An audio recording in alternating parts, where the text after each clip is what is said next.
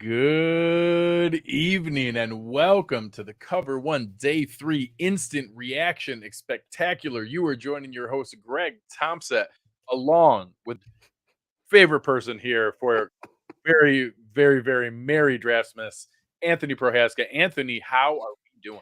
I'm good. You're too kind with your labeling me of all those things. I'm doing good.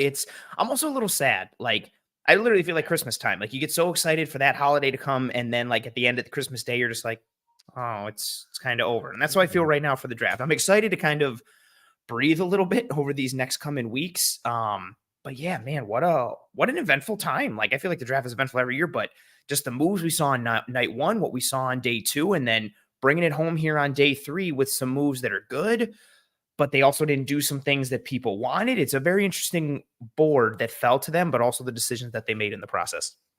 Yeah, so we'll go through. I think we'll start with some high level thoughts. I said there's going to be one that I'm going to echo that plenty people along with us are going to echo, which is they did not double dip at receiver. Yeah.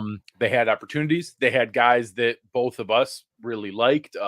Malik Washington went really late. We just talked pre-show. Brendan Rice went undrafted. So, by the way, chat, this time I'll give you two names. Shout out to our guy Ryan Talbot and his cousin Damon Talbot, who runs NFL Draft Diamonds. Yeah. They are the two top resources for UDFA scramble time post-draft. So everybody keep an eye on your feed. And for those guys, let us know in the chat if you see some names dropping of guys who are going to be signed and added as UDFAs. Let us know. I know I saw your guy, Ryan Flournoy. I saw that comment here in the chat. It was almost there. It was so close. So close. I really think if he was there, he would have been the pick. Like, I believe that with them bringing him in and then still needing a double dip, like, I really think he would have been the pick. They obviously, so I'm going to start from a high level standpoint. They hit, besides the double dip, they hit every position I wanted. Like what we listed off yesterday, I started rattling off. I want a thick running back. I want an interior lineman, either a center or a guard. I think they got both.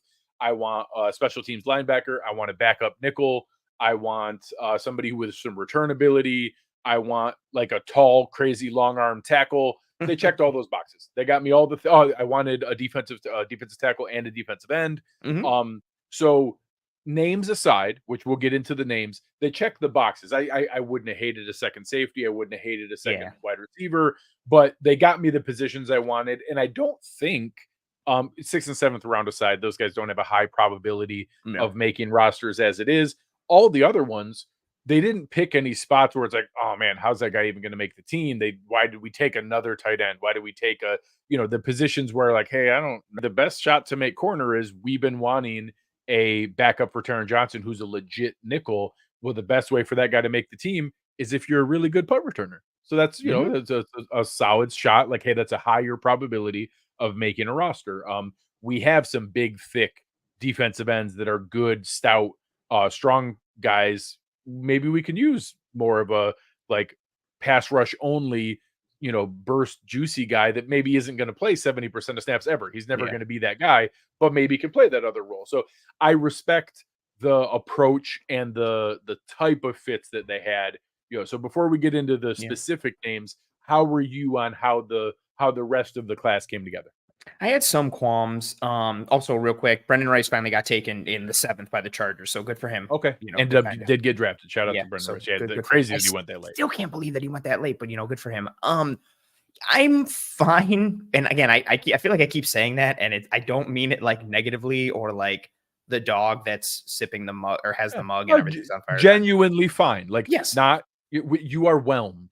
Like that's Anthony exactly is whelmed. Like you're not overwhelmed. You're not underwhelmed. You're whelmed. Like there were some this is good. This is good. Yeah, exactly. And there were some that kind of, as we get into the specifics of day 3, some guys that they took, 2 in particular that I thought the value was good and I really liked the picks. And then there were some others that I just wanted to tick a couple other boxes. Like I would have loved to take Chris Abrams' drain and have that backup slot and backup outside corner potential in one player who I really like and think highly of. But again, then later they ended up getting that potential nickel with some return ability. We'll see what happens. There were specific spots where I would have liked them to push into another direction or look into another player based on how the board fell, based on the needs. And like you said, like I think a double dip at receiver, especially with how the board fell, I really just thought they were going to get one, especially as Malik Washington kept falling. Jamarty Thrash was there for a real while.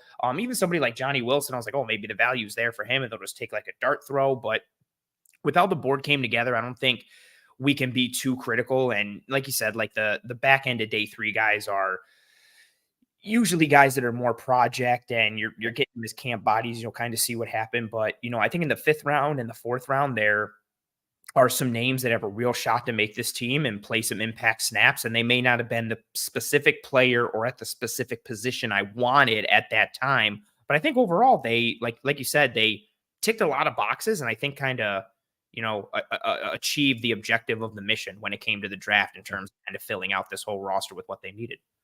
Yeah, that window where the guy, I'm not even going to be mad because the window where I would have wanted it was in that 5th range, and the 2 spots where it would have made the most sense are probably the 2 best values that we got, where one of them is we got Chicago's 2025 4th for trading out of one of our 4 5th rounders. Well, that's probably like at worst an average 4th round pick. So you're talking about probably like a top 115 pick. Now I have to root against the Bears, so I want that 4th just to a be little. like Not high. too much. I'm going to be heavily invested in Caleb Williams in Dynasty, so I probably won't be able to do that.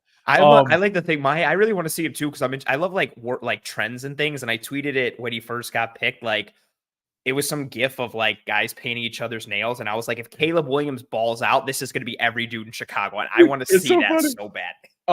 So my boss is like has been very concerned with whether Caleb Williams is going to work, and like will that translate in a NFL locker room, and like is he the kind of guy that's going to galvanize a room and be a leader? And I said, listen, if he's lighting stuff on fire for the first time in Chicago history, like at Halloween, every Polish guy in Chicago is going to be having a pink phone case and painting his nails. Like, they're going to be on board so fast. Like, if he starts chucking the rock around, things are going to be fine. Everyone's going to find all of a sudden. Everybody's going to be real open-minded about what every makeup store is sold out of nail polish for Christmas because every kid, boy and girl, wants it because they want to be like Caleb Williams. Hell yeah. Oh yeah. So the trade down, I can't be mad. That's a great value. Yeah, absolutely. You got like a mid 5th round pick to get a Chicago 4th rounder. That's a nice value. You cannot turn that down. And then, we'll get to it when we go through the names. My favorite value they got out of all the picks today was Javon Solomon, the edge rusher out of Troy. So I can't be mad that, like, hey, add a premium position, a guy that that dude's making this roster. I'm telling you, like, that guy's going to make this roster as a rotational edge rusher. That the fact that we got the guy, he had the most sacks in college football the last 3 years. Like, that's real production, not like projected stuff of like, hey, I wonder if he can do it. Like, 32 sacks the last 3 years in obviously fewer games than in the pros. Mm-hmm. I'm very happy with that pick. So let's dive right in. The first pick was one that we all joked. Everybody immediately was sending condolences to our guy, Chris Kepner. He has been pounding the table for Audric Estime for months now. I have been very open. I keep saying 3 names over and over again. I said, just give me late 4th, early 5th, whoever's still there out of Audric Estime, Braylon Allen, and Ray Davis. Give me a thick complimentary back who's still available, cheap. I even went at it with a couple people on Twitter today. Just a quick reminder. We shouldn't invest premium picks in running backs. You can debate what premium means, but a lot of people go to, we should just keep churning veteran street free agents. And I want to remind people, the veteran minimum is more money than a day 3 pick. So locking in a running back to 4 years of cost control day 3 picks is cheaper than the Latavius Murrays and the Leonard Fournettes of the world. Like, this saves money. And if he's good, you have 4 years. And so people were frustrated with Ray Davis's age. I don't care. I don't ever want to sign a running back to a second contract ever. He's going to be on one contract. Give me the 4 years he's here for cheap and move on. He checked all the boxes for me. He's thick. He still has a little bit of wiggle. He has a lot of Devin Singletary to his game. Like, isn't going to be like some crazy home run hitter, but you see like those little things that like Motor would do where he would just give that little tiny lean, but not really slow down. But it was enough to get the defender to like commit to one. He's to got put his that weight like on one side. that like make a dude miss in a phone booth type stuff. Yeah, he's yeah. got So he's not a home run actually, hitter. no, but he's kind of like a combo of Zach Moss and Devin Singletary, yes, which I I were don't know if debating people like that. which he was. So Yeah. so again, it's a 4th round. It's a late 4th round pick. We're not talking about we didn't like stumble upon Barry Sanders here, but settle down. Well, But let the folks know what was your so real funny. My thing comp aside, is Barry Sanders. obviously, very clearly. When you go back a little bit, like this is a guy who scored 21 touchdowns in the SEC. Like this is legit, real production. Right here, I don't know if I'm ready for muscle hamster vibes, but I respect Charles throwing out Doug Martin. I respect that as one. Let the folks know what your thoughts are. This is a guy who had a Heisman campaign, had incredible production. Again, I don't think he's like the most elite athlete, but he's also not like people then turn that into he's a bad athlete. No. Go watch this dude's highlights. Like this dude, like think about when people think of Devin Singletary was not a bad athlete. He did not have home run speed, but Devin Singletary made people miss so often that he had tons of 15 and 20-yard runs. Would have been cool if some of those could have been 60-yard runs? Sure. But I'll take 15, 20-yard runs. That's Ray Davis. Ray Davis can make people miss enough and knock people over enough to get 15, 20-yard runs. And he had a freaking mountain of them at Kentucky. Yes. And what's nice about him, he really came in that group of, I didn't know how the running backs are going to fall and where running back has become one of these weird positions where like, I never know, like, is somebody going to take one on day 2 and where, or like, is everybody wait until the 4th round? What, like everybody's got different flavors that they like. I would have been very happy with any running back in the 4th or 5th that came in like a large cluster, like the Marshawn Lloyd, Braylon Allen, Audric Estime, Bucky Irving, Ray Davis, Will Shipley, Tyrone Tracy, like any of these dudes I would have been like happy with. And what I like about Ray Davis, and I tweeted for those who want to see some stuff on him, if you go to Twitter, type in my handle __Ant Ray Davis. I put out like maybe 10 or 11 clips in succession, kind of showing some things that he can do. What's nice about him is he is that complementary piece to Cook, like you said, like thicker, a little bigger, has power and toughness to his game, but he also can succeed in a lot of other areas. Like his ability to leak out of the backfield on screens and just in terms of releasing out and being QB friendly, like sitting over the ball or kind of swinging out. He's got a really good feel for space and for that timing. And then when he's out in space, he does a good job of making dudes miss. That's where your Devin Singletary piece comes in. He's got a couple runs where he's legitimately breaking dudes' ankles. Like there's one against Florida. It like hurts to 5.7 yards per carry in the SEC is legit. No like joke. That's all NFL defenders. Yes, absolutely. And he's like housing like 30-yard screen passes against Georgia and like making dudes miss and shaking guys. And, you know, again, he's got a couple. He's got one where he just leaks out of the backfield against Florida, like inside the 10, and he shakes an edge and he shakes the linebacker and then puts his shoulder down and goes through the corner and kind of carries him like into the pylon for a touchdown. What's nice about him is he's the complement to Cook, but like Latavius Murray had a certain skill set that was more niche and more pointed. And I think Ty Johnson's a little more like well-rounded. Yeah. But Ray Davis, trades. yeah. And I think Davis is kind of in that. Like Davis is more of the hammer, but you can have him in on 3rd downs. And he's not the best pass protector, but he's willing and he's functional. And then you add that with his receiving ability. Like he's got the ability. Oh, nice. I wanted Chris Rodriguez from Kentucky last year. Davis has similar qualities, but is more elusive and a great pass catcher. Yeah, Rodriguez was even bigger, a little thicker. Davis. Yeah, a little thicker, a little taller, a little thicker. Davis is like running rail routes out of the backfield in the red zone and catching touchdowns in the corner. Like he does a little bit of everything. He's got really sharp, like precise cuts for a dude that's, 211 pounds, 5'8", that's short and stocky.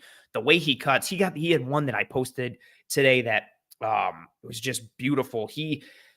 There's some trash on the ground as he's running through the hole. He leaps over it, and as he touches the ground, he makes a cut, shakes the safety, and takes off. And it was just the precision and the burst in that cut was really fun. And, I think 7 receiving touchdowns is wild in a season. Like, again, he's running. That's pretty crazy. 7 receiving touchdowns. It's between the rail routes, and he's really good on screens. I know the Bills suck on screens, but he's a really good screen runner. He's got a good feel for it.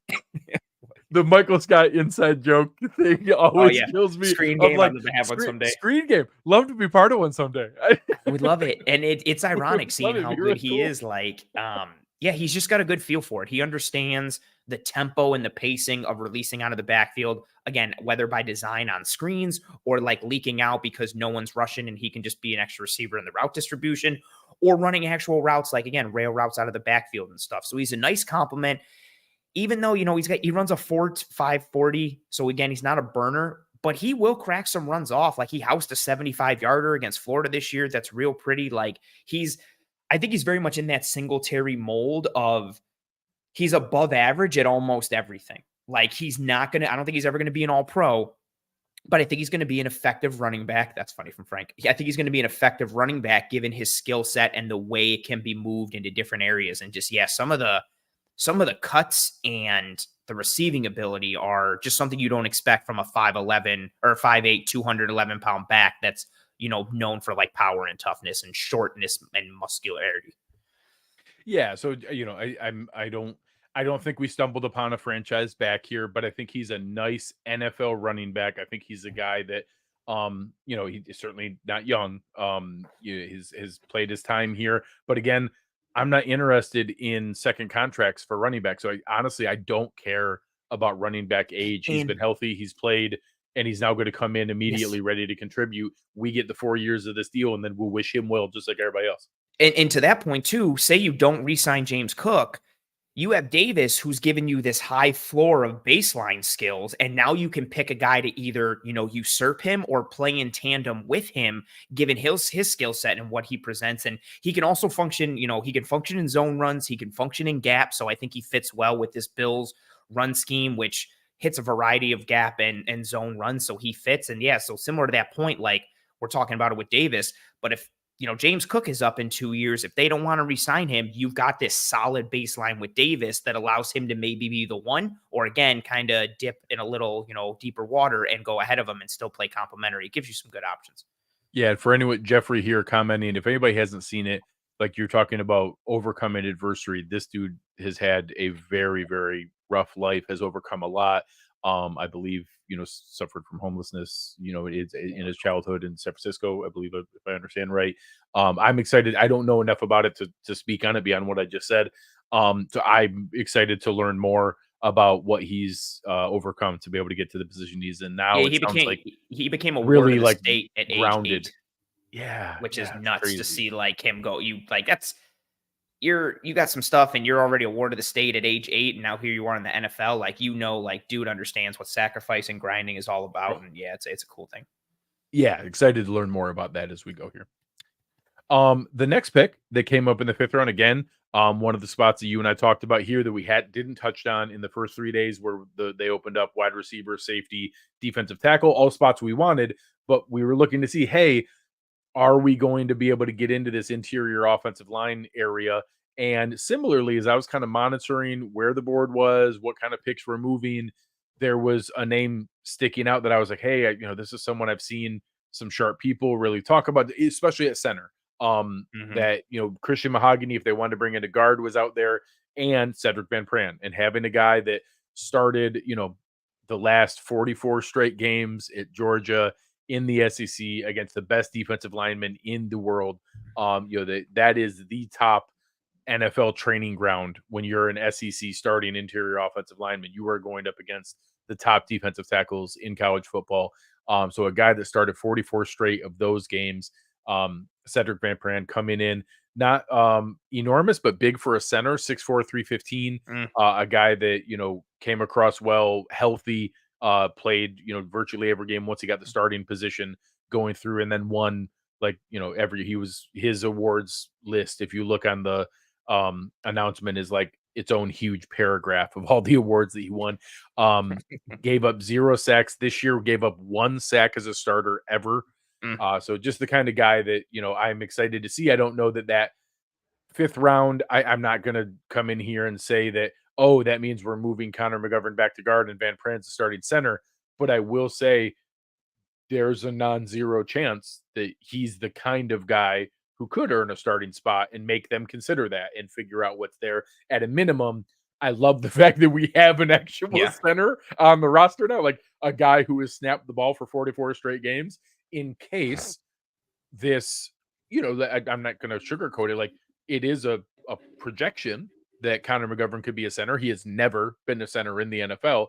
Aaron Cromer's forgot more about offensive line play than I'm ever going to know. So he knows how feasible this is, and I trust that they're doing the right thing. But just in case, it's kind of nice that we have an actual center on the team. I'm excited about that. Yeah, this was, along with Solomon, who obviously we'll get to, I thought this was arguably like the best value that the Bill, not even just on day 3, but like one of the best values I think the Bills got like in this draft. I just was not, when we did the show Wednesday and we did our, positional, premium guys and then day 3 guys, my answer at center was Bo Lemur, who I still like from Arkansas. But I said that, like, I just assumed Van Pran would be gone by early day 3 at the latest. Like, I was thinking mid 4th latest, but I could have seen him creeping up potentially. Everything I saw him was ranked 88th, 94th, 102nd. Like, he was rated as a, late 3rd round pick everywhere that I could find. So getting him at 141 in the 5th round, most places across the board, that seems like a good value. And a shout out to Ron holding me accountable. Disrespect to our man Will Clapp. The physical embodiment of Sean McDermott. So just having, Will Clapp, my bad. I apologize. How dare you? I did not give respect to the fact that we did have a center on the roster. But unfortunately for Mr. Clapp, we just drafted Sedrick Van Pran. Yeah. So my apologies. I wish him all the best. Yeah, it's a really intriguing pick. Like, I think a lot of people had him as like in their like, top 5 for centers. And that's a grouping that usually for a lot of people included like Jackson Powers Johnson and Graham Barton, who were and are tremendous prospects. I really was surprised that he was still there. And when they picked him, I was very cool. I think just to kind of get some of it out of the way, I know Cromer, I think Ryan Talbot tweeted something about like that Van Pran said Cromer talked to him about playing guard potentially, or thinks he can play guard. And I think that's really intriguing because he's got ridiculously short arms. His arm length is 31 3/8 inches, which is the 5th percentile. And you see it when he plays. Like him and Cole Bishop could have like whose arms are shorter for their body proportionately from a conversation standpoint. Which, for anyone who isn't familiar, that can actually like work at center. Like, absolutely, snap the ball back quick, get your arms up quick. Like they're fighting in a phone booth way more often where they naturally don't get to extend their arms full out like a tackle does. A tackle, you get to get ready and then extend, and you get your arms out there naturally before the pass rusher can get there. At center, it's actually not the worst thing that you can snap the ball back quickly and pop your arms out. That it's not a downside. The further out you move, the more of an issue that becomes. So I would be hesitant to figure out like, oh, is that going to translate at guard? But again, Aaron Cromer has forgotten more about football than I know. But I mean, his blocking ability and toughness, like the way he plays the game could work at guard, but that arm length piece is significant. And yeah, you nailed it. Like, just think about if you were trying to do something in a phone booth, the longer and lankier and taller you are, the harder it is to turn or move or do anything. So he's built well from a proportionate standpoint to play center. And then I hope he stays there. Yes, and I agree. And he ticks a lot of boxes for Cromer, for this Bills staff, like with his hand strength, his ability to torque defenders or turn defenders, whether it's at the first level on the defensive line or whether it's climbing to the second level. He's got enough movement. He keeps his hands locked in place on guys. He drives defenders, like either drives and kicks them out or, kindly escorts them downfield or buries them into the dirt. Like he's got some nice, like he's straight murdering dudes and catching bodies out in the open field. Bills fans that see the fervor and excitement that Deion Dawkins has finishing blocks out in the field. Yeah. Sedrick Van Pran's got some of that to him where like, when he knows he probably could just finish a DB or a safety and win the block and be fine, he goes for some belly flaps and he goes for some just straight burying dudes trying to put him 3 yards under the ground. It's fun. But his highlight reel's fun. He's trying to finish like every rep. Like he wants to kill you, which is awesome. Like that's the type of mentality you want. Good eyes when it comes to pass protection, the ability to scan, pick, read, and react. Again, like to your point, dude was a 3-year starter at Georgia, and 2 of those years were national championship seasons, and this past year was maybe they still should have probably gone A to the horrible playoffs. embarrassment where they lost one game. Yeah, and still should have probably gone to the playoffs anyway. Pretty sure they were still the best team in college football, but I don't want any of our Michigan brethren in our staff to hear that they probably would have got housed by Georgia, but whatever. They would have gotten housed. I'm not going to get in this conversation because I know Michigan people are out of their rocker. Morse and Quinn will come for us. I'm already fighting off people who still think Keon Coleman's Kelvin Benjamin, so I'm not trying to deal with any more nonsense from anyone. So real quick, that's a good insertion here. So like a boss, appreciate the contribution. You're awesome. We did talk about the first 3 picks that were Keon Coleman, Cole Bishop, and Dwayne Carter yesterday. I'll give you a hint. We like the Dwayne Carter pick a lot. So you're going to like that portion of the show. And I will say, shame on Dwayne Carter for posting that video of him and his dad having their moment, because I didn't need to cry at 9:30 this morning. I didn't have that on my agenda to cry at 9:30 in the morning watching those guys embrace and have their moment of pride of achieving their lifelong goal. It was an amazing video, and even more so, Duke put out a 8-minute interview montage thing, and then he did his press conference. Dwayne Carter is an impressive man. Obviously he went to Duke, and he was a 3-year captain. 3-year captain. The only one in Duke's history, I believe. The only one in that team's history that to be a 3-year captain. Was there an offensive line prospect from Duke this year? Graham Barton. In the draft. Okay, so thank you.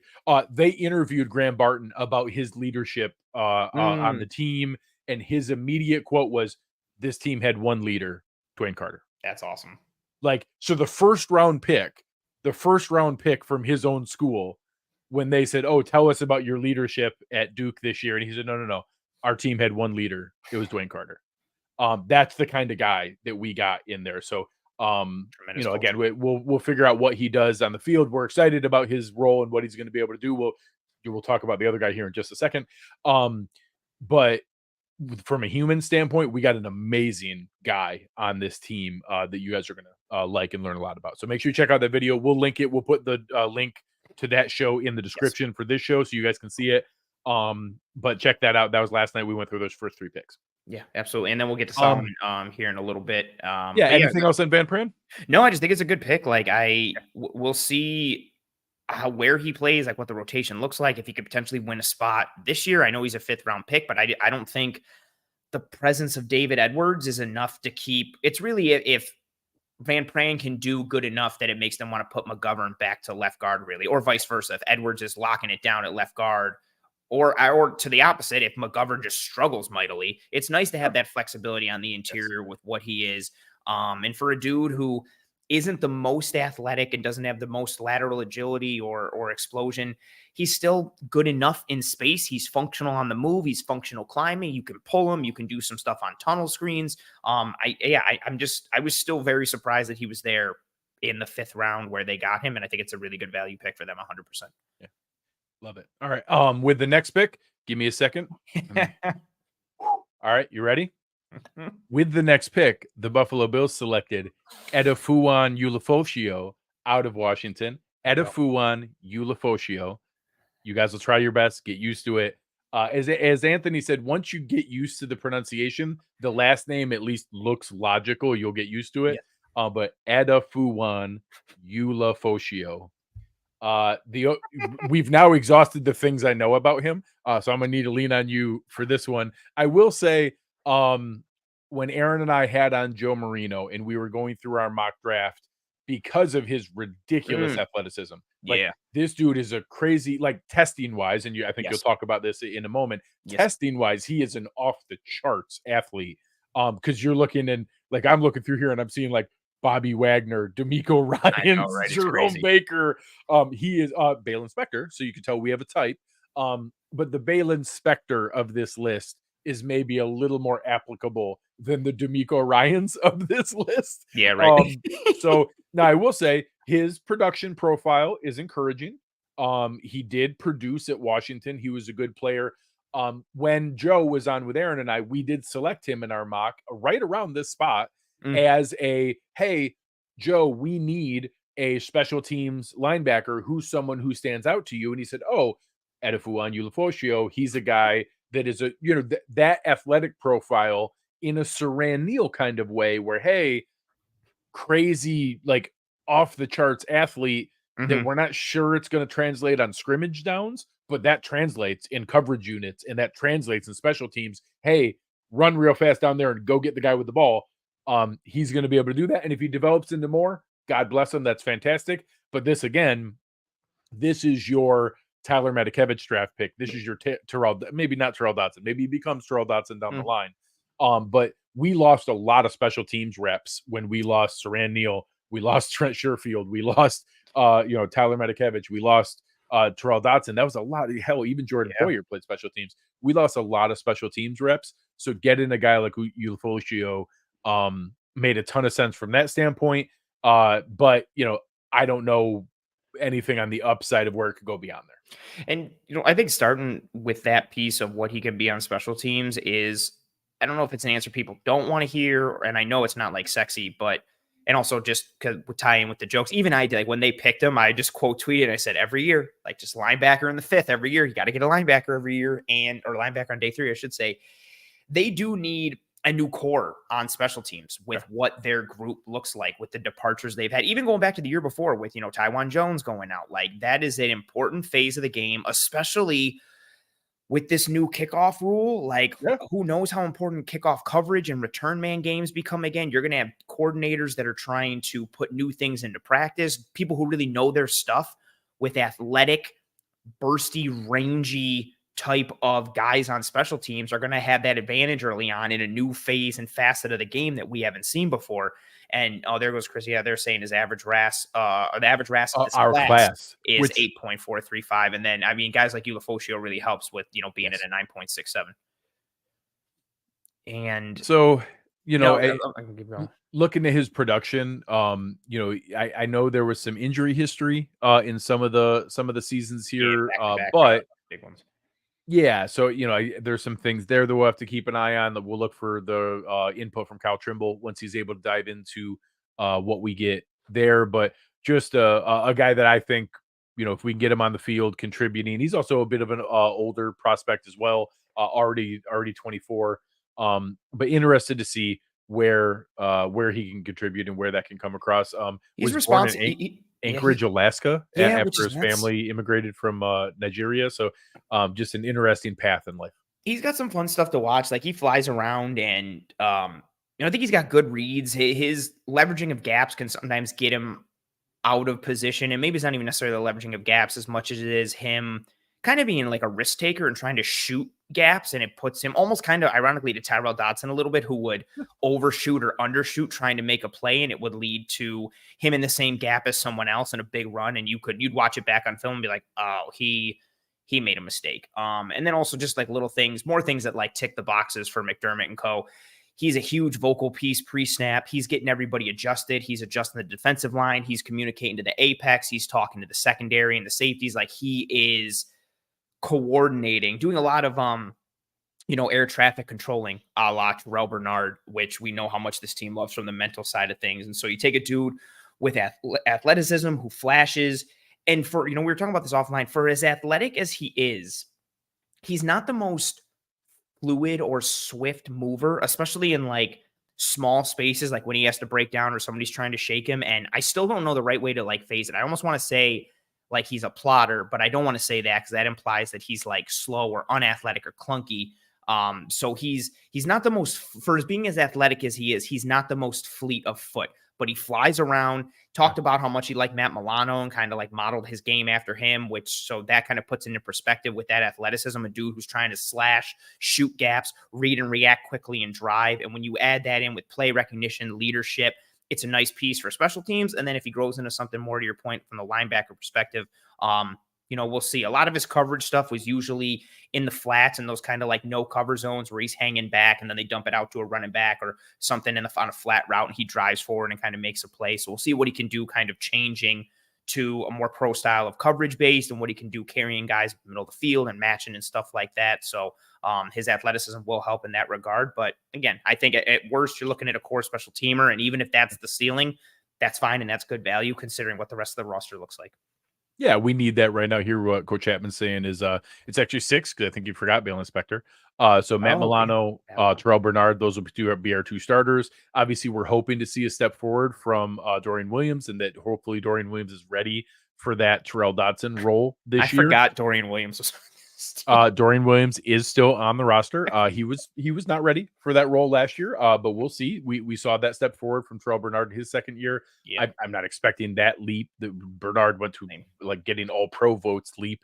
But I think Dorian Williams can step forward into, third base defense linebacker spots. And if he can't, we sign Nicholas Morrow. I think Bale Inspector is ready for those. And that's where like Ulofoshio can compete with those guys. Like Ulofoshio could immediately push Dorian Williams for snaps. He could push Nicholas Morrow for snaps. He can push Bale Inspector for snaps.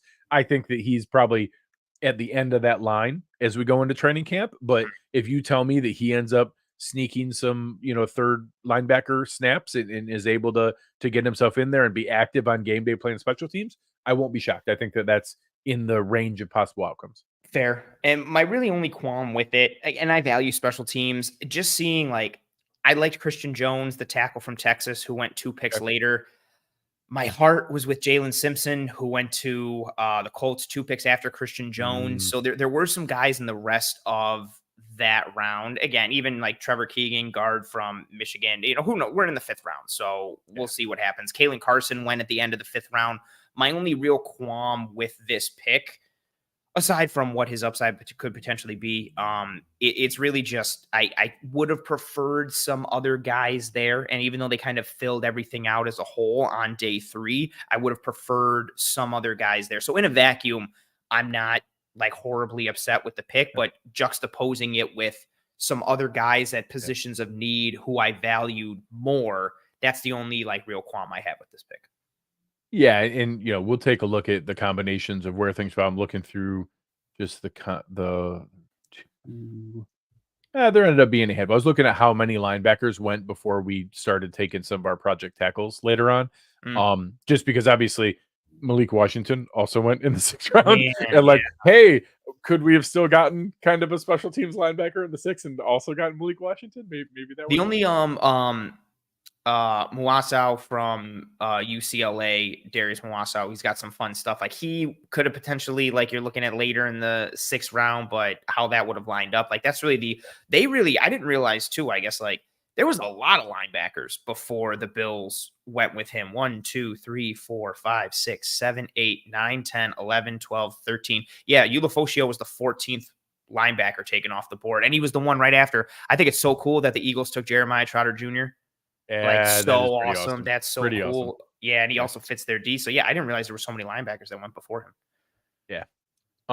So the next pick is my favorite pick of the day. Sedrick Van Pran was also a very, very nice one. But my favorite pick of the day is defensive end Javon Solomon out of Troy, 6'2", 246. Is definitely more of that pass rush specialist in the NFL. Is not a guy that I ever expect to play. He's not going to be a Gregory Rousseau. He's not going to ever play 65% of snaps. He's not going to be your strong side run defender. And guy there, he's actually somebody who pretty much has had to overcome the fact that he doesn't have terribly long arms, and is, or doesn't have the size he has. I flip that around. He's only 6 feet tall, which is tough. You don't see a lot of 6-foot pass rushers, but because he has crazy long arms, he's able to make that work. And when I say make that work, I mean 33 sacks in the last 3 seasons and another 16 and a half tackles for a loss, 49 and a half tackles for a loss sacks combined the last 3 years. Just unbelievable production. The dude gets to the quarterback and gets him on the ground. I'm excited about this. I thought that he was a guy that should have gone earlier in the draft and should have been available there.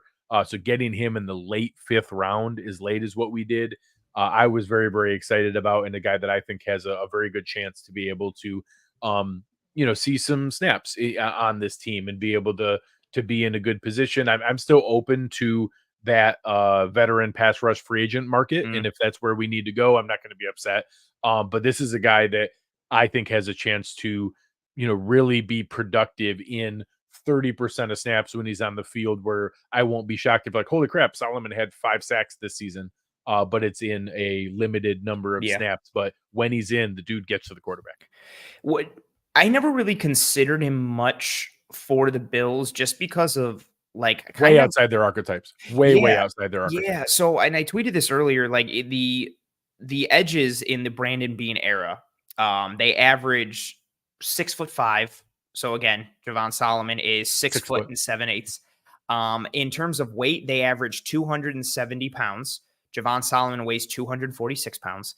Arm length is 34 inches. He's at 33 and 7/8, which is the 63rd percentile, so it's close. Broad jump, 117. His broad jump was 119, so actually a little higher. 4.78 40. His 40 was 4.72, so close. And a 1.65 10-yard split. He was a 1.66. So from an athletic standpoint, he kind of ticks some of their boxes, but just from a size standpoint, and yes, he does have long arms for his size, being in that like 63rd percentile. I mean, he's also not almost 11-inch hands. Yes, big hands.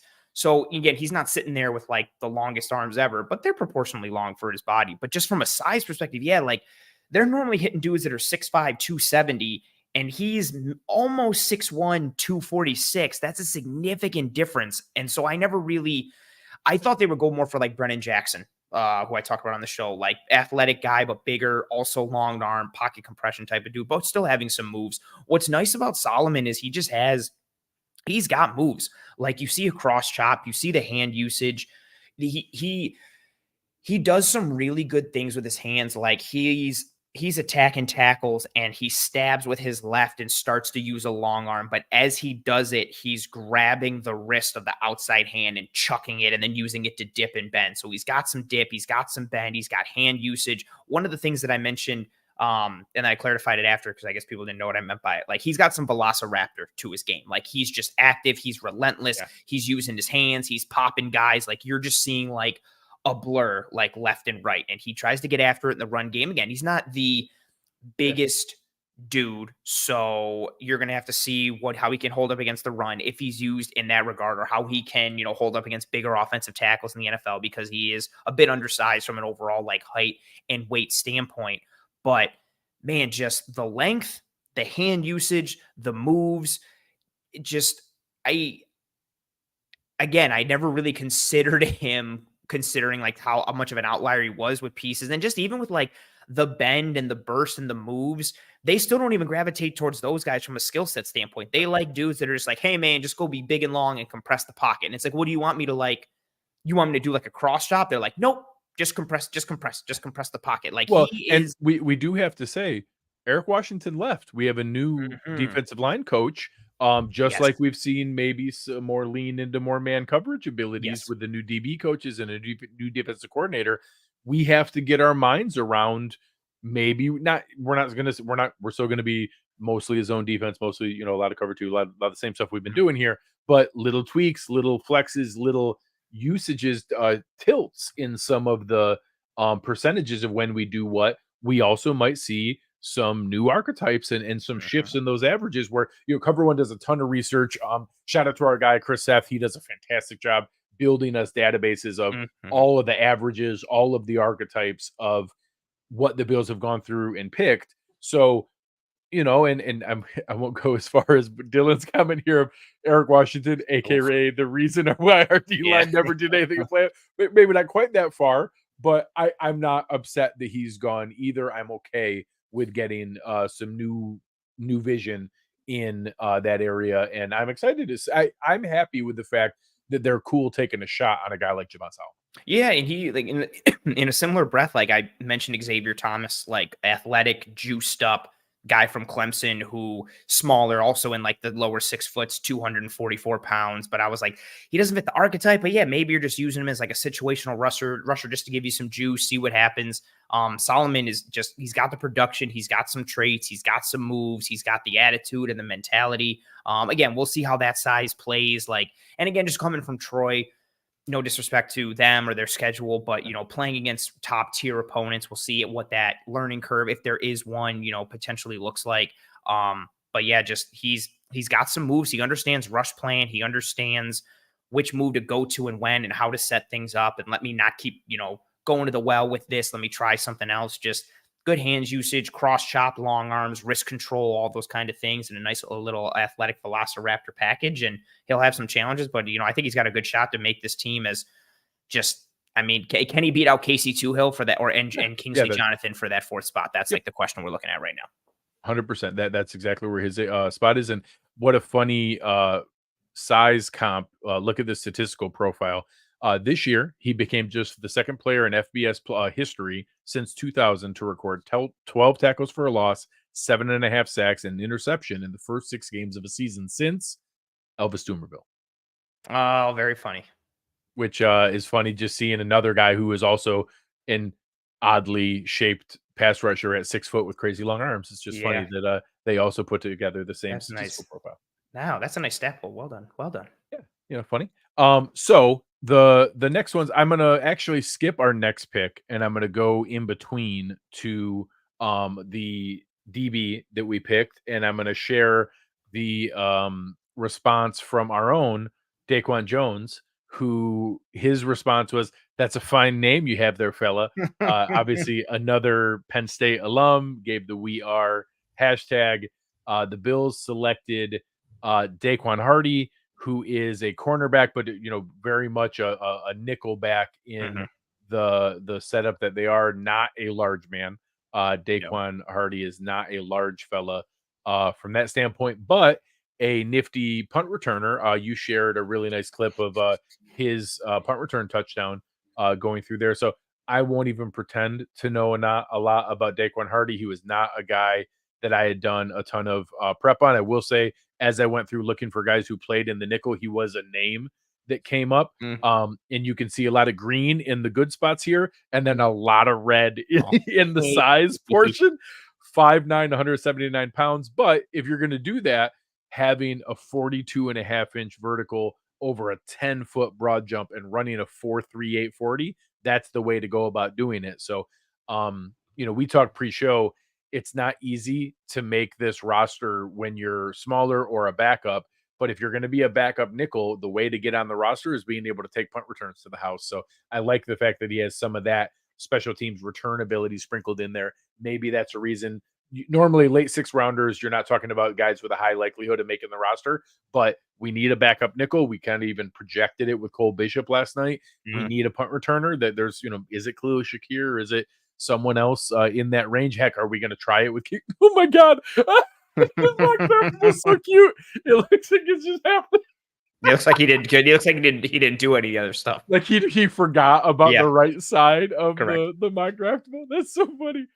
So again, I literally have no input on his cornerback playing ability other than I'm happy he's a backup nickel and he's a punt returner. That's all I got. Yeah, so I'll get into some of his play in a little bit, but I wanted to lead just with the size stuff. And, there's the chart itself, so you can kind of see a representation. And, nice, really, really nice broad jump, vertical, and 40 combination. You see him. He's an explosive athlete. Like that highlight you shared, like you could see it immediately. Like, yes. He is a special explosive athlete. He's got juice, 4.38 40, a 42-inch vertical, which is 97th percentile. So 89th percentile for the 40, 97th for the vert, 74th percentile for the broad. But everything else is just so tiny, like no pun intended. 11th percentile for height, 7th percentile for weight, 1st percentile for wingspan, 8th for arm length, 2nd percentile in hand size. And that's obviously like going to be an issue. Like he's undersized with smaller, I guess, features or frame aspects of his game, which is unfortunate for how he plays because he does play with tenacity. Like he is a tough dude. He does come forward. He does transition well. He's got some smoothness to his game. But I really think if he's making this roster, it's as a returner, which is a good opportunity because we don't know who the returner is going to be from a kick standpoint, from a punt standpoint. He's got the juice to potentially do it. Like he's got the straight line speed, and I think he's got the physicality or the mentality to play like slot, obviously in college, but even potentially in the NFL. But like functional play strength, size, I think that's going to be tough for him to overcome just because you can't do much to mitigate it. But again, sometimes crazier things have happened. But just how that's going to limit him in coverage or coming forward to try and fit the run, especially in this defense with what's asked of a nickel. But yeah, dude has some explosion to his game. He's got some return viability. I never watched anything for him in particular, but in watching Chop Robinson and Adisa Isaac and Kalen King and some of the other dudes on Penn State's defense, or watching offenses that played Penn State, like he would pop up from time to time, just again, because he moved similar to Solomon, just in a different way. Like you would just see, be like, oh, who made that play? And then it's like, oh, it's Hardy. And like just make little notes here and there. So yeah, you could do worse than taking a really explosive dude with some return ability. And again, that's another special teams value spot. And if you get anything out of a 7th rounder, that's value. Like if they're qualified to fill up all the water bottles before practice, like that's a win. Like, so if he can be a starting return guy or just add some kind of juice in some way, cool, good for him. And we'll see what happens. Oh, you're on mute. Happens to the best of us. The reason I skipped over Tylan Grable is because I'm going to lump both he and our final pick together. So the Bills in between there, in the other late 6th round pick, they took offensive tackle out of UCF, Tylan Grable, a guy that, we talked about it. Hey, I want to see kind of a project guy with some size and some length.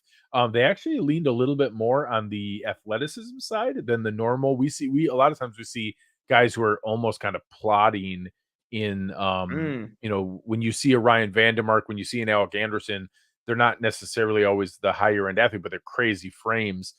So Grable is a big dude, 6'5" and 3/4, 306. Like that's not small, but that's not like we've seen some bigger guys than that.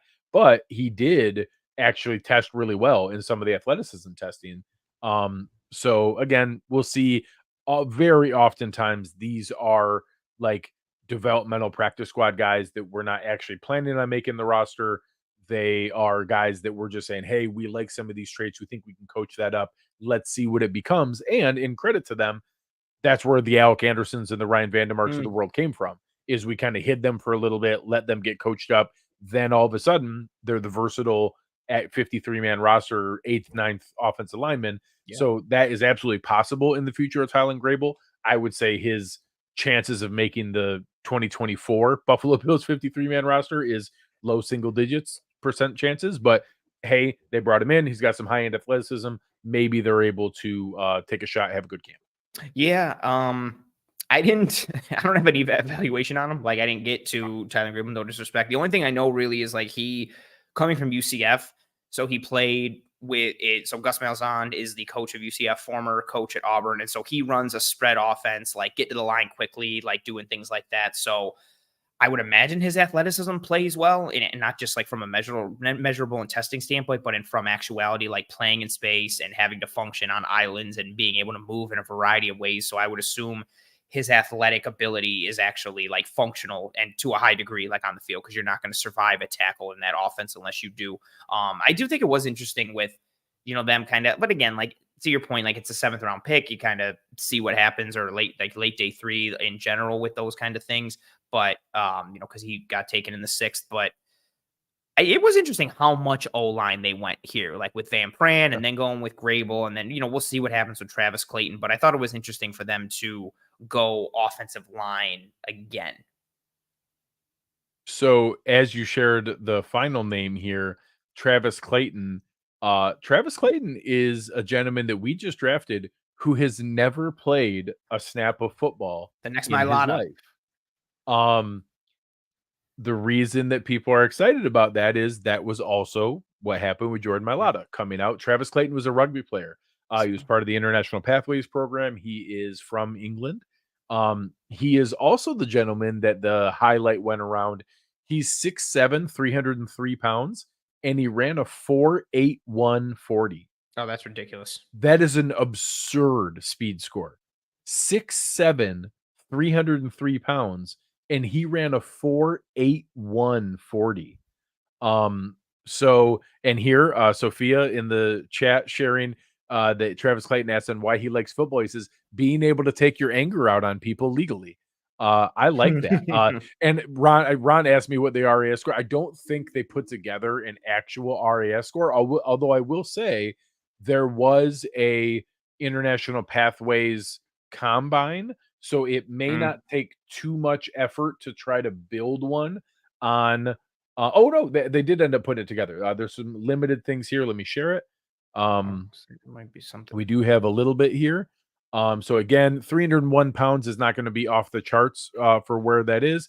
But again, he's 6'7", and he ran a 99.7th percentile in 40-yard dash times. Had a limited vertical, but an unbelievable speed score in what he did. So again, we'll see. You can have no expectations for a man who's never worn shoulder pads or a helmet before in his life. But I know the chat was going crazy asking about, we know the Christian Wade history and rules about the like extra practice squad spot and the free thing. I don't know if that applies if you're drafted. So I got to research that. And the first person I'm going to go to and who I encourage all of you to go to is Sal Capaccio. Sal is always the best on the roster machinations stuff and how the rules of those things work. So I'm going to go and research that myself and see what I can find out. I know he's gone through all the NFL Academy pieces. So as Paul's pointing out here, I'm actually kidding. I'm sure he has literally put on shoulder pads before. Like he has actually done that. He was just like a guard overseas or like a truck driver, and they were like, "Hey man, you look big and fast. Should we draft you in the NFL?" So the International Pathways program has really developed over the years. It is actually very become much more representative. There have been times where there's things like Christian Wade where there's a little more fun to it, and there's probably not a ton of like expectation. Like Travis Clayton was a draft pick. Like they drafted him. Like that's real. That means that no, like they think there's a chance he can make an NFL roster. That's a real one. So we'll see. We'll see where that one goes.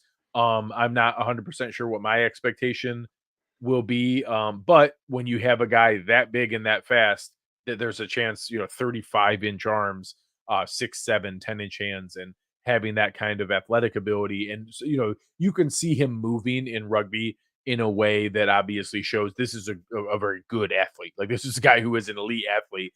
We'll see if they can turn him into an offensive tackle. But if you're going to take shots on that, a late 7th round pick with that kind of athletic upside is fun. That's something that'll be fun to watch and see if they're able to make that transition.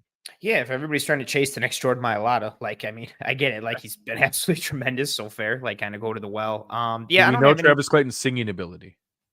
Oh, that's an actually really important part of Jordan Mailata's actually. Yeah, if anybody hasn't ever heard Jordan Mailata sing, he is an unbelievable singer.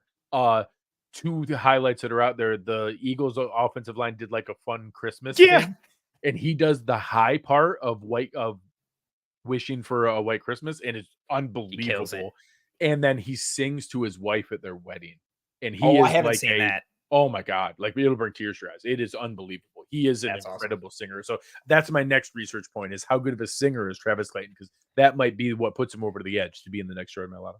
That's fair. And I'm okay with it from a player perspective, like kind of take a flyer. My only to kind of group everything with the last 3, kind of speaking about there, like with Hardy and then Grable, and I guess lumping in Clayton as well. Like again, for me, it's just more of like the potential opportunity cost of who else could have been had at certain aspects. Like after they took Tylan Grable, Christian Mahogany, the guard from Boston College, who I really liked, he went to Detroit a little bit after that. And then after him, Ryan Flournoy went. There's several picks right before Daequan Hardy. After Flournoy went, Bo Lemur went from Arkansas.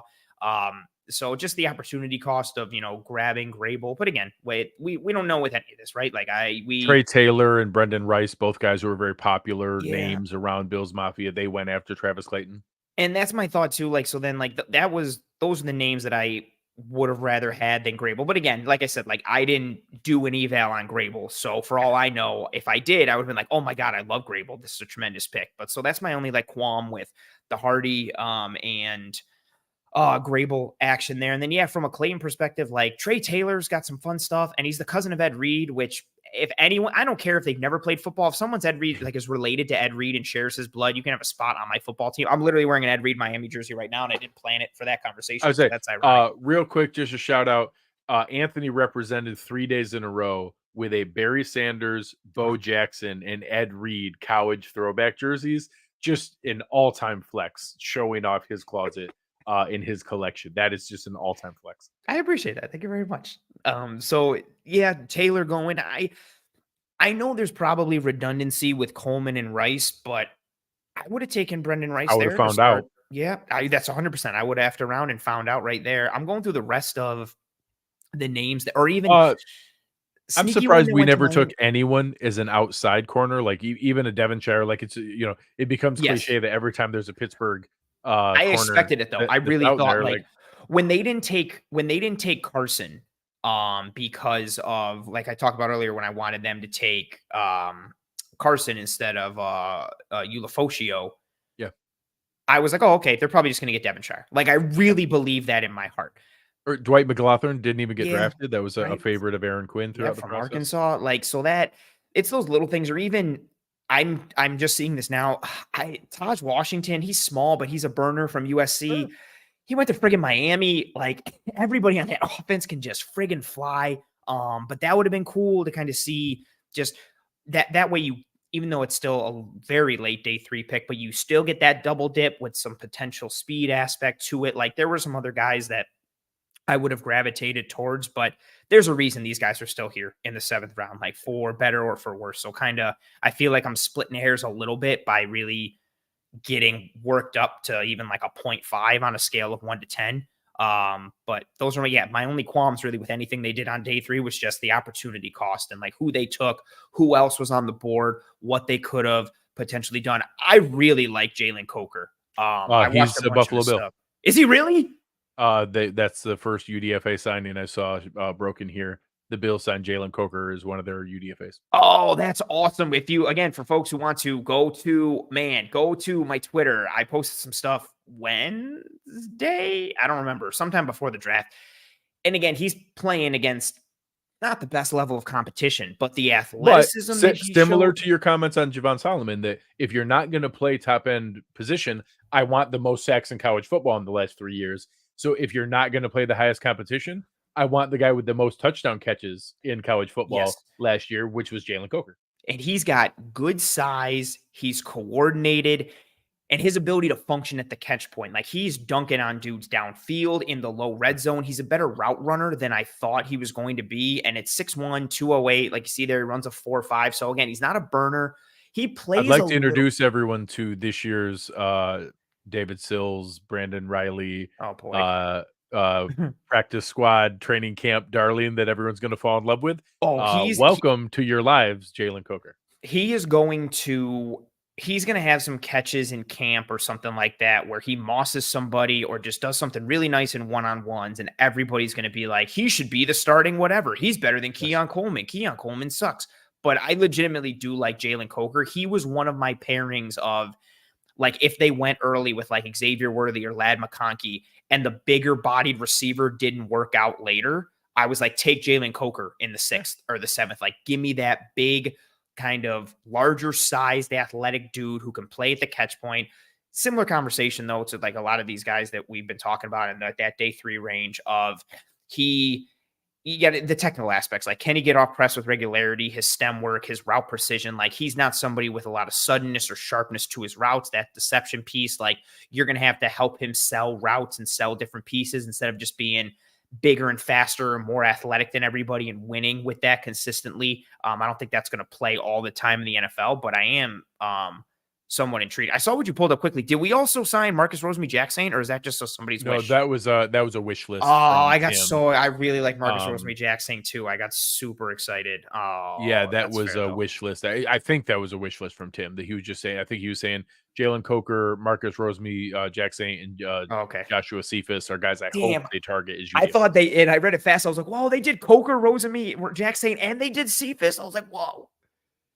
Man, yeah, so we'll see as these signings and as Coker's news comes a out. cool flyer, though. Again, if you haven't seen him already, go to my Twitter, pro__ant, and type that in and Jalen Coker. I posted a bunch of stuff. I'll probably actually do a couple more, look at some more stuff as we kind of grind through. Probably not tonight because I'm exhausted. I'm gonna go to try to go to sleep as soon as we're done here because I'm so tired. But yeah, that's a really fun UDFA. I would have been fine with him if they legitimately took him in like the 6th or 7th. So the fact that they got him as a UDFA, I'm cool with that. So let's give some final thoughts overall as we close this out here and share on the draft class. Again, we opened up with a couple trade backs where we were able to move some pieces around, and basically instead of just taking Keon Coleman at pick 28, we got Dwayne Carter for moving back to still take Keon Coleman. We then took Cole Bishop, the safety out of Utah, at pick 60. We got Dwayne Carter, defensive tackle out of Duke, at pick 95. Kentucky running back Ray Davis at pick 128 in the 4th round. Our first of 3 5th-round picks. Sedrick Van Pran, the center from Georgia, linebacker out of Washington, Edefuan Ulofoshio. Nice. Pass rusher out of Troy, Javon Solomon, our 3rd 5th-round pick. The 4th 5th-round pick turned into a 2025 Chicago Bears 4th rounder. We then took offensive tackle Tylan Grable out of UCF, Penn State nickel corner and punt returner Daequan Hardy, and then International Pathways rugby player Travis Clayton with the 7th round pick. Your overall thoughts on the class, Anthony? I like it for the most part. Again, I should say I like it in a vacuum. Like if I'm just talking about the individual players, I'm fine with the heavy majority of them. The opportunity cost, again, like if it's just even Keon Coleman is the example, right? Like I like Keon Coleman. He was my wide receiver 9. But just out of everybody there, I mean, I would have taken A.D. Mitchell or I would have taken Ladd McConkey. Now, knowing that A.D. Mitchell slipped into the 50s, that makes me think his interview sucked. And maybe he really is kind of careless or effortless or something. And then maybe that makes me not want to take A.D. Mitchell. But I'm fine with that. I thought it was a little early for Cole Bishop, just based on his skill set and where I had him rated. But that's fine. Dwayne Carter, I thought, was a solid play. Davis is a solid play. Van Pran is probably my favorite pick in this class, just from an overall value standpoint and how that worked out. We talked about Ulofoshio. We'll see what happens there. And Javon Solomon, fun piece. Like I like kind of having, I don't know, like a mercenary as a pass rusher on the edge and kind of just seeing if he can grow into that and how it works out. And I think the last 3 picks there with Grable, Hardy, and Clayton, like kind of take them or leave them. Again, opportunity cost throughout, but I think in a vacuum, I'm fine with the majority of the players. Where they were taken and who they could have potentially had instead, I think we'll know more a year from now, potentially, as guys blow up. Or like, again, like for me, like, because I'm not the highest on Cole Bishop, like if Cam Kitchens balls out, I am going to punch Cole Bishop in the face. Like that's where like I'm at a year from now. But again, everybody, you can see the plan of what they're trying to do, right? Of the guys they're bringing in from an off the field standpoint, from a skill set standpoint, athleticism, the type of roles that they play. And I also think some of these guys are potentially interesting in pushing us towards the viewpoint of what this team is going to look like. New defensive line coach, new defensive coordinator, new secondary coach, full year of Joe Brady as an offensive coordinator, being able to uninstall Dorsey's offense and install his own. Yeah, I didn't see anything on Coker either. Yeah, I might have gotten here on with some of that. This stuff moves fast with some of the UDFAs, so we'll keep an eye on that as we go. But this episode's canceled. This episode's done. Everything we said is never again. Void. So my overall thoughts are, if you remove the names and told me that we traded down twice, but still got a wide receiver at 33, then went safety, defensive tackle, running back, center, linebacker, defensive end, offensive tackle, corner, offensive tackle, I'd be like, oh, that's awesome. That's exactly what I do every time I do a mock draft. That we got all the positions I do that. I wanted pretty much in the order that I take them. Like that makes total sense. Like, oh, maybe I would have taken the center in the 3rd and the 5th in the D tackle in the 5th, or maybe I would have got the edge rusher in the 4th and the running back in the 5th. But we took the positions that I wanted pretty much in the order that I wanted them. So again, I opened up last night's show rattling off all the draft picks I was wrong about when the Bills took them. So, I love Dwayne Carter. I wanted him. I was excited about Sedrick Van Pran. I'm happy about there. I love the Javon Solomon pick. Like those three are really, really cool. Ray Davis is one of the 3 running backs I kept touting, saying I wanted. So I'm good with all those. I liked Keon Coleman and Cole Bishop. We took them earlier than I wanted to take them, but I like them. It's not like they were players I didn't like. We just took them both earlier than I thought they were going to go. But again, what the hell do I know? Like, I'm not going to pretend to be, a draft expert. I'm certainly not.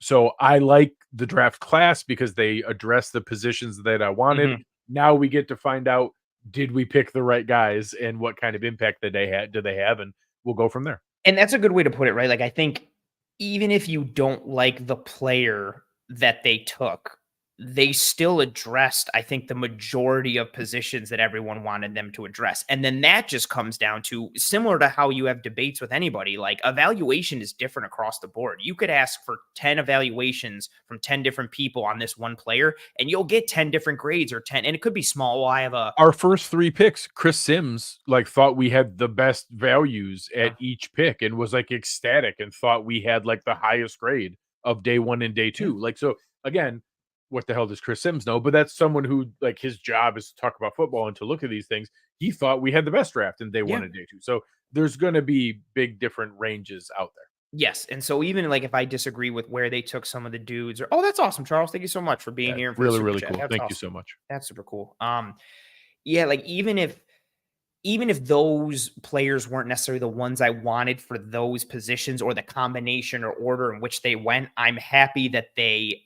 tried to address those positions of need. And we're not sitting here going like, I can't believe they didn't take a safety. I can't believe they didn't take a defensive tackle. I can't believe, like, and granted, maybe even if they hadn't, maybe they wanted to, but the board didn't fall their way. The absence of evidence is not evidence of absence. I still would have liked the double dip at wide receiver. That's really my only like qualm from a position they didn't try to address. And again, I think, having issues with the players they took or where they took them is a separate issue. Like, I like that they tried to attack the glaring issues that we think that they have. And yeah, to your point, we'll see really 3 years from now is what I give every draft pick and draft class to kind of make a stamp of approval or negativity one way or the other. So we'll see what happens. But overall, yeah, I think you could see the plan, and man, hopefully now we'll find out if they pick the right guys. They go trade for, I don't know, Brandon Ayuk or Justin Jefferson or maybe Stephon Diggs is so just a heads up, I did see very specifically in the Brandon Beane post-draft presser, which for anybody who hasn't had a chance to see that yet, make sure you check that out. He went live just before Ant and I did here. His comment was, I have no idea where that trade stuff is happening. Do you guys not understand how the salary cap works? We can't make those trades. The salary cap is a myth, though. So he's lying. I call just posturing. Yeah. I wish somebody followed up with that and was like, question, Brandon, any fire to the smoke that the salary cap is a myth? Can you confirm? Can you show me the salary cap right now? Can you physically hold it? Like, point to the salary cap in this room right now. Can you show me it? It proved to me it's real. Oh, all right. I got a real one, and it's a fun one. Our UDFA here. The Bills have signed Frank Gore Jr. Oh, that's cool. As a UDFA. That's a cool one. I'm happy for that. That's a fun one to be able to see. So there's a real one from a legitimate source, Cameron Wolf, reporting that the Buffalo Bills have signed UDFA Frank Gore Jr. to the roster. So that's a fun one. Looking forward to that. I like it. Good times. All right, guys. Anthony, thank you to you. So much of these last 2 shows is me teeing you up to talk about prospects you actually did work on. So I appreciate that greatly. Really, really excited here. You guys have been awesome in the chat. Help us out on your way out. Press that like button. Be able to help us out with everything there.